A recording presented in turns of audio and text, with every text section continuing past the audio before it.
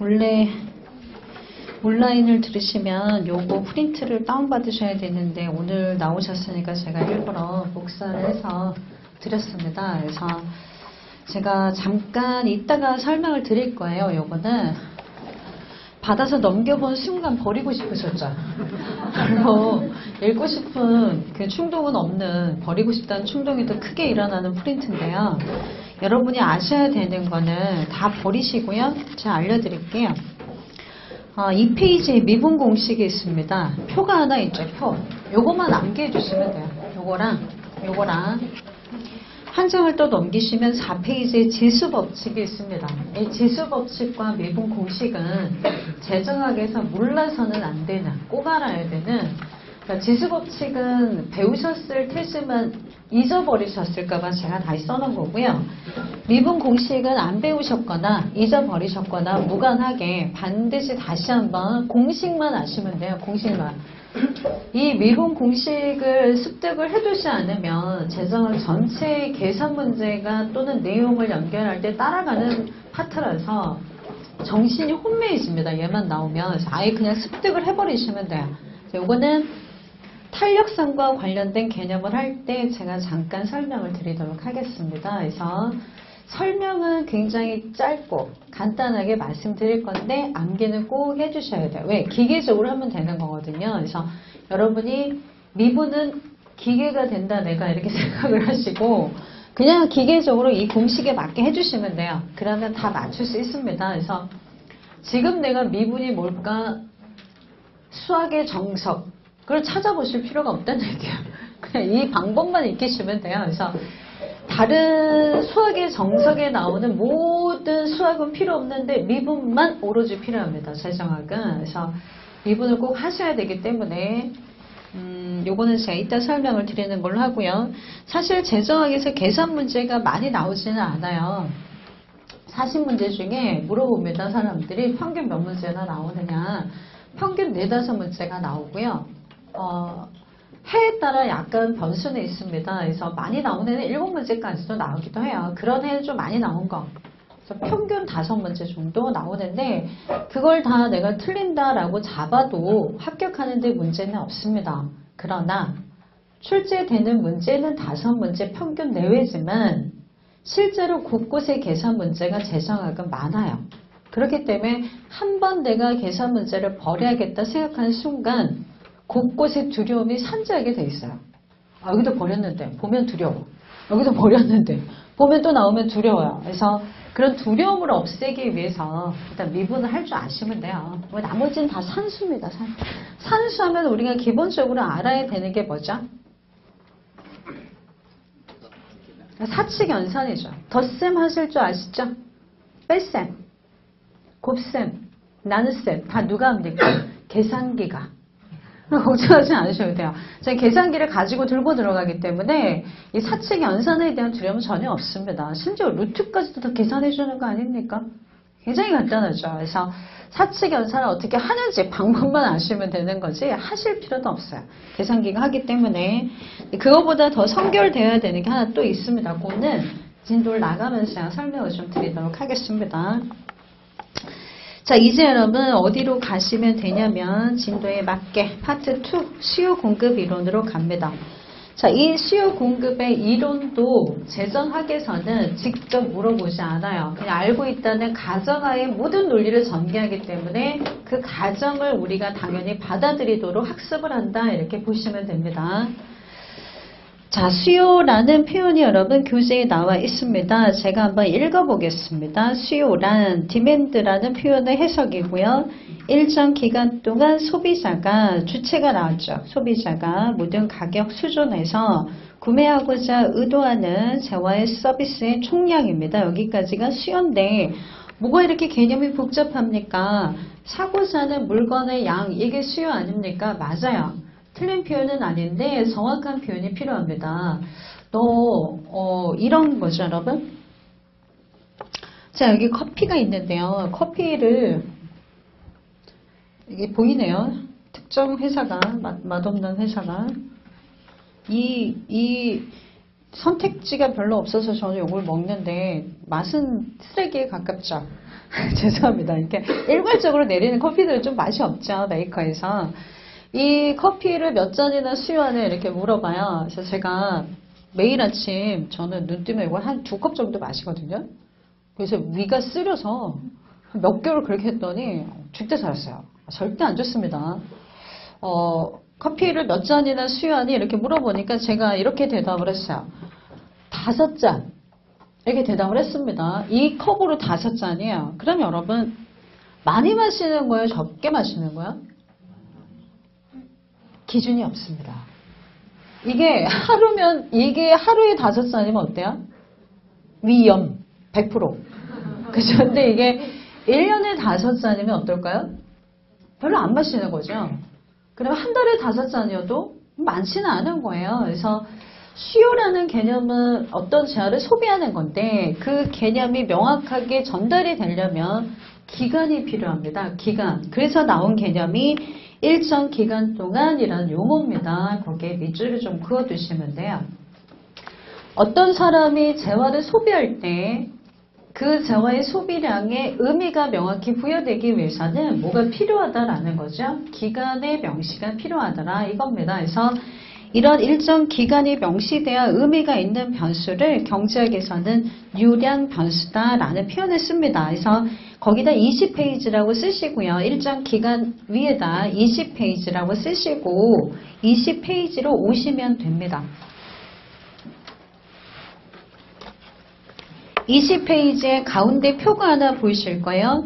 방가로 3번에 유량과 저량이 쓰여 있습니다. 그래서 유량의 개념을 보세요. 표 안에 일정 기간을 명시해야 측정할 수 있고 의미가 있는 변수입니다. 그래서 일정 기간 동그라미죠.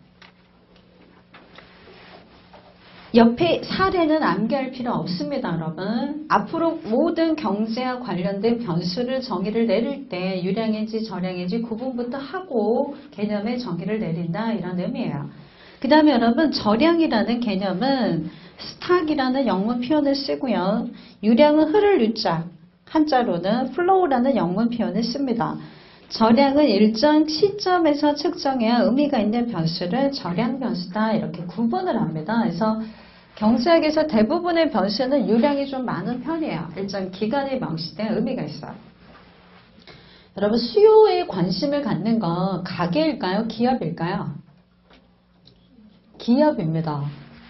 맥도날드가 관심을 갖는 거예요. 몇 점 팔렸어? 이겁니다. 그러면은 100점 팔렸는데요. 그러면은 오너가 몇 점 팔렸어? 라고 물어봤을 때 직원이 100점이에요. 그러면 해고되겠죠. 언제? 1시간에 100점. 뭐가 필요할까요? 기간. 그래야지 매출액이 얼마인지 정확하게 아웃풋으로 나올 거 아니야. 이해되시죠? 그래서 어떤 변수를 정의할 때 기간이 명시돼야지 의미가 있는 변수들이 있고요. 하나의 시점에서 정해야지 또 의미가 있는 변수들이 있어요. 근데 하나의 시점에서 정의하는 변수가 대표적인 게 우리가 여러분 재산세 부과할 때 그래요. 소득세는 유량 변수일까요? 저량 변수일까요? 이제 재정학으로 연결하고 세법으로 연결하는 겁니다. 소득세는 1년 동안 번 돈에 대해서 세금 내는 거죠. 무슨 변수일까요? 유량이에요. 이해되시죠? 그러면 재산세는 유량 변수일까요? 저량 변수일까요? 저량이죠. 일정 시점까지 네가 보유하고 있는 재산을 세금 떼를 거니까 내기 싫으면 빨리 팔아. 이렇게 저량 변수다. 이렇게 구분하시는 게 이걸 배우는 목적이다 라고 보시면 됩니다. 다시 돌아오시고요. 28페이지로 돌아오시면 됩니다. 자, 수요의 개념은요. 일정 기간 동안 다시 한번 읽어보겠습니다. 소비자가 모든 가격 수준에서 구매하고자 의도하는 재화 서비스의 총량이고요.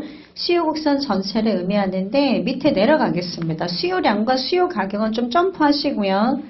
동그라미 2번 수요 함수로 갈게요. 여러분 필요한 게 이게 먼저 선행이 돼야 되거든요.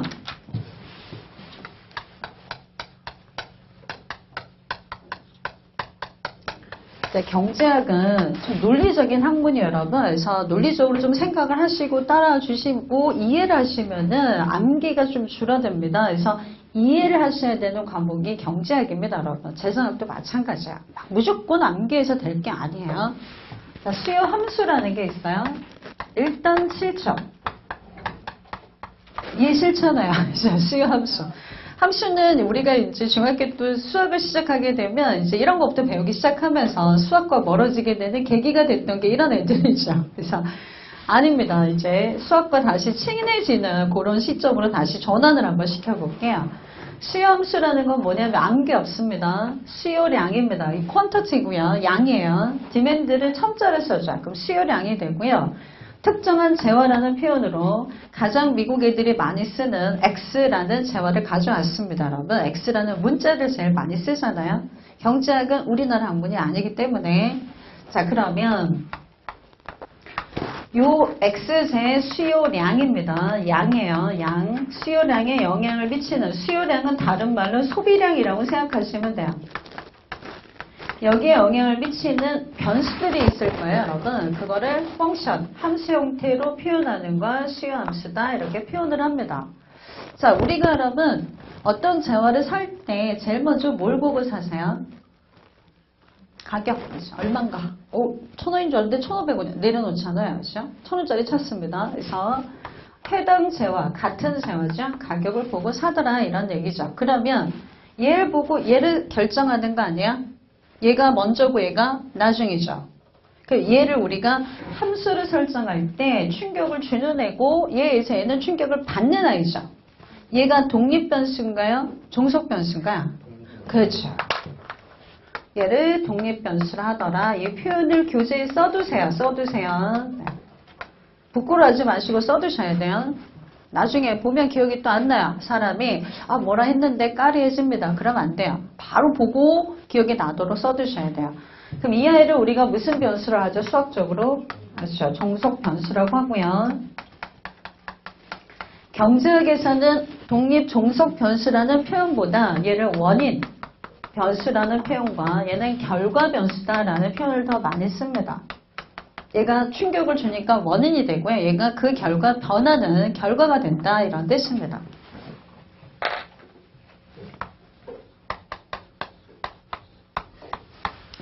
자, 이렇게 함수가 설정이 돼 있다면 x의 변화가 1번이에요. 1번이라는 건 얘가 변했어. 얘가 어때요? 여러분 충격을 받는다. 독립 종속 변수의 관계 설정입니다. 얘가 여러분 몇 차식으로 쓸 수 있어요? 1차식 이렇게 쓸 수도 있고 2차식으로 쓸 수도 있고 3차식으로 쓸 수도 있는 거죠. 이렇게 쭉 형태들은 다양하게 나타날 수 있습니다. 자, 이때 이렇게 함수가 설정이 돼 있으면 얘가 얘한테 충격을 줄 수 있다 없다? 그런 건 없습니다. 불가능.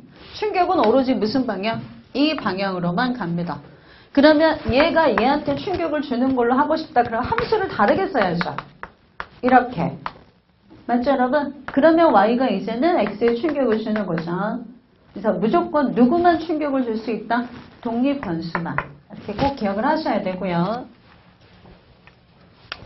왜 그러면 함수라는 표현을 경제학은 써서 논리를 많이 전개하느냐, 어렵게 힘들게 물어보니까 수학적 도구를 갖다 쓰면 1시간 동안 말로 설명할 거를 10분이면 해결할 수가 있다는 얘기야. 자, 해당 재화의 소비량에 영향을 미치는 건 가격이에요. 막 이렇게 말하는 것보다 이거 딱 하나 써놨어요. 그럼 여러분이 바로 보기에 얘가 어디에 충격을 준다? 얘한테 바로 느낌이 오잖아요.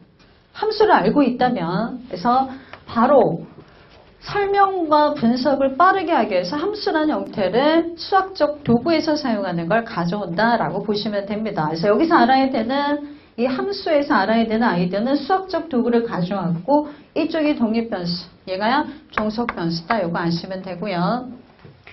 어떤 재화의 소비량에 영향을 미치는 변수는 가격만 있나요?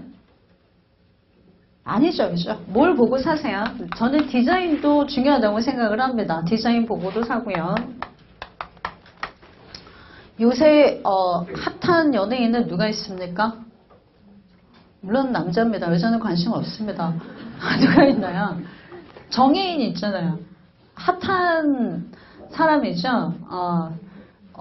연하남의 정석을 또 새로 역사를 쓰고 있는. 그럼 그 정혜인이 하는 광고를 봤어요. 사달래요.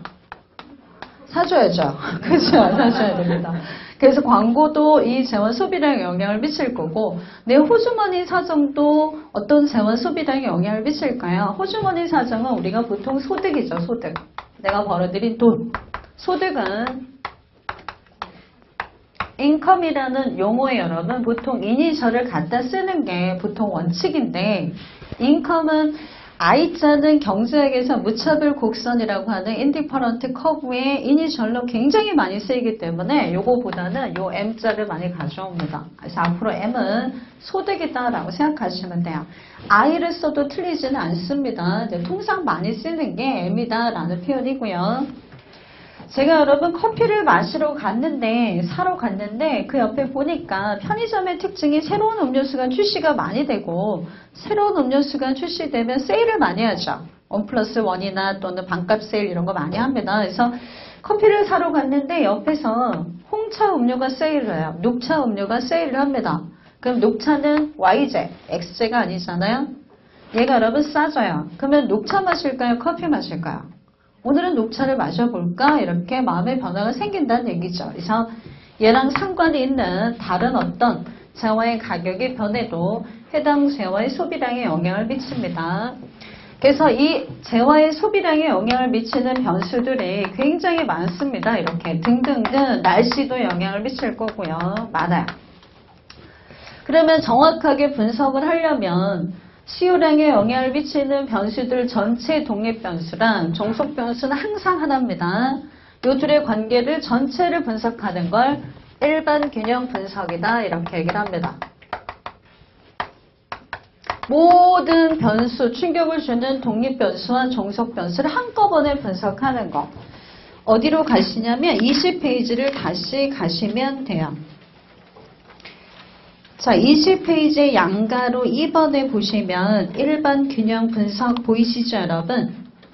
일반이니까 전체다 이렇게 생각하시면 돼요. 그래서 일반 균형 분석이란 경제 각 부문이 서로 영향을 주고받는 걸 명시적으로 고려하면서 특정 부분을 분석하는 방법인데요. 다른 거 다 필요 없고요. 예를 들어 경제 주체 간 또는 시장 간 상호 연관 작용을 고려해서 동그라미 치세요. 모든 시장. 모든이 동그라미야. 모든 시장이나 모든 경제 주체의 동그라미입니다. 서로 영향을 주고받는 것을 분석하는 방법입니다. 그래서 모든 시장의 충격 변수를 다 고려해서 분석하는 게 일반 균형 분석입니다. 이렇게 분석하는 게 너무 당연하지 않겠어요? 그래야지 올바른 결과가 나올 테니까. 그런데 이 변수의 충격이 한꺼번에 빠바바박 일어나는 걸 분석을 못합니다. 경제학은. 학문의 한계야. 그러면은 모든 변수가 독립변수가 이 종속변수에 충격을 주는 걸 한꺼번에 분석할 수 없다면 차선책을 찾아야겠죠. 그게 부분균형 분석이에요. 그래서 어떻게 하냐면 한 장 앞에 19페이지를 보시면요. 이렇게 합니다. 하나씩만 그럼 끌고 와서 하나씩 얘가 충격을 줄 때, 얘가 충격을 줄 때 이런 식으로 분석을 해보겠다는 얘기야. 그래서 다른 변수들은 고정돼 있다. 그럼 바로 긋습니다. 막대기. 고정돼 있다 가정하고 얘만 변하면 얘가 어떻게 반응해 이렇게 분석하는 걸 부분균형 분석이라고 합니다. 그러면 나는 소득이 미친 영향을 알고 싶은데 그럼 이렇게 해요. 얘 고정, 얘 고정. 얘가 변할 때 미치는 충격 이런 식으로 분석하는 걸 부분균형 분석이라 합니다. 다른 변수들은 고정돼 있다고 내가 알고 싶은 변수만 변한다고 가정하고 분석하는 게 부분균형 분석입니다. 거기 19페이지를 보시면요. 동그라미 1번입니다. 부분균형 분석이란 분석 대상으로 삼고 있는 경제 주체와 또는 변수죠. 시장 이외 모든 경제 상태는 지금과 동일한 상태에서 유지된다는 이게 밑줄입니다. 다른 조건에 일정하다라는 세테리스 페리부스라는 영문 표현이 아니에요, 여러분. 가정하에서 경제 한 부분만을 따로 떼서 분석하는 걸 부분균형 분석이다 이렇게 표현해요. 경제학이나 재정학의 80%는 부분균형 분석을 사용합니다. 일반 균형 분석은 평균 20% 정도밖에 안 돼요. 우리가 조세파트의 재정학에 가면 부분균형 분석과 일반 균형 분석을 따로 떼서 타이틀을 잡고 분석을 해요. 그때 가장 시험에 많이 나오는 게 부분균형 분석입니다. 역시 마찬가지예요. 올해도 거기서 출제가 많이 됐고요. 자, 왜 그럴까요? 왜 이렇게 할까요? 일반 균형 분석이 결과는 좋은데 분석 자체가 불가능하니까 차선책으로 뭘로 가는 거죠? 부분 균형 분석으로. 그럼 부분 균형 분석은 문제점이 있을까요? 없을까요? 있어요. 전체를 못 보니까. 그래도 분석이 불가능한 것보다 낫다 이렇게 보는 거죠. 다행인 거예요, 여러분. 일반 균형 분석은요. 분석이 엄청 복잡하거든요. 우리 뇌에 안 맞아요. 근데 다행히 부분 균형 분석을 해주니까 이론적으로는 우리가 다행이다 이거죠. 분석이. 자, 다시 돌아오시면 수요 함수 28페이지를 제가 여러분 설명을 드리고 있고요. 자, 오른쪽 29페이지를 보세요. 수요 함수 중에 다른 건 다 여러분 버리고 뭐만 가져왔나요? 독립변수를? 가격만. 보이시죠? 무슨 분석을 이용한 거죠? 부분 균형 분석 이겁니다. 그래서 그 왼쪽 페이지에 써 있고요. 다 독립변수가 중요한데 그 중에서도 제일 중요한 게 가격 아닙니까? 그래서 얘만 가져온 거예요. 그래서 아이디어를 끌어냅니다.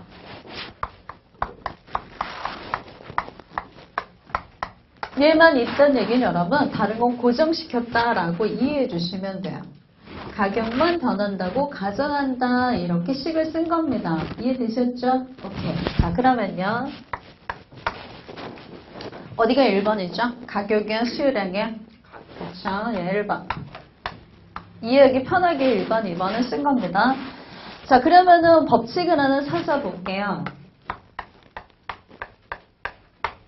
어떤 재화의 가격이 하락하면 소비량은 늘까요? 줄까요? 줄어요? 싸면 소비는 늘어나는 게 일반적인 법칙이다라고 경제학자들이 증명을 끝냈습니다. 우린 받아들이면 되고요. 왜 이 둘이 반대로 움직이는지는 이 다음 편에 가서 다시 증명을 합니다. 여러분, 우리 알고 있는 싸면 어때요? 더 사. 비싸면 안 사. 이겁니다. 비싸면 수요량은 줄어듭니다. 자, 그러면 가격과 수요량이 어떤 방향으로 움직이나요? 반대죠. 우리가 수학에서 여러분 산수에서 반대 방향으로 움직이면 두 변수가 반대 방향으로 움직이면 부호를 플러스를 써요? 마이너스를 써요? 마이너스죠. 위에다 써주는 거예요. 아, 요 둘이 반대로 움직여요. 이런 뜻입니다. 왜 여기다 안 쓰고 여기다 쓸까요? 얘가 원인이니까. 이에 따라 제가 변하니까 이 위에다 씁니다. 그럼 가격과 수요량이 반대 방향으로 움직이는 걸 뭐라고 하냐면 수요의 법칙이다 이렇게 표현하는 거죠. 그럼 여러분 수요 안에는 가격과 뭐가 들어있나요? 수요량이 들어있네요. 이제 수요 가격이라는 표현이 나오고요. 얘와 요 둘이 어떻게 움직이는 거? 반대로 움직이는 걸 뭐라고 한다고요? 수요 법칙 이렇게 표현하는 거죠. 그러니까 수요가 수요량보다 더 상위 개념이라고 간단하게 그냥 이해해 주시면 돼요. 자, 그래서 왼쪽 페이지 여러분 동그라미 1번 밑에 방가로 1번 수요는 수요 가격 플러스 뭔가요? 수요량이라는 개념이 그래서 제가 써놓은 아이디어고요. 29페이지 동그라미 3번 수요의 법칙 여러분 오른쪽 파란색 박스 봐주세요. 다른 조건이 일정 불변일 때 한 재화의 가격이 하락하면 수요량이 증가하는 게 수요의 법칙이다. 여기까지 기본입니다. 기본. 자, 수요 곡선 4번 가볼게요. 얘가 중요해 이제.